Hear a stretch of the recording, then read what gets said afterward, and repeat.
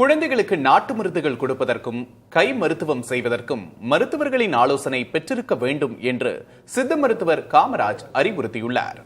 பெரம்பலூரில் இரட்டை குழந்தைகளும் சென்னையில் 8 மாத குழந்தையும் உயிரிழந்ததை சுட்டிக்காட்டி அவர் எச்சரிக்கை செய்துள்ளார். நம்ம முன்னோர்கள் ஒரு 200 வருடங்களுக்கு முன்பாக எல்லாமே வீட்டு சமையல் அறையில் இருக்கிற உணவுப் பொருட்களை தான் மருந்தாக கொடுத்தாங்க. அப்போ மருத்துவர்கள் கிடையாது, மருத்துவ பரிசோதனை கிடையாது. ஆனால் அனுபவம் வாய்ந்தவர்களாக இருந்தார்கள். இப்போ இருக்கிறவங்களுக்கு அந்த மருத்துவ அனுபவம் என்பது நிச்சயமாக கிடையாது. ஒரு வலைத்தளத்தில் வர பதிவு பார்த்து உடனே என்ன பண்ணுறாங்க, வீட்டில் செய்கிறாங்க, அதை கொடுக்குறாங்க. அது சரியாகாது. நம்ம உணவு தான் மருந்து, அதை நம்ம மறக்கக்கூடாது.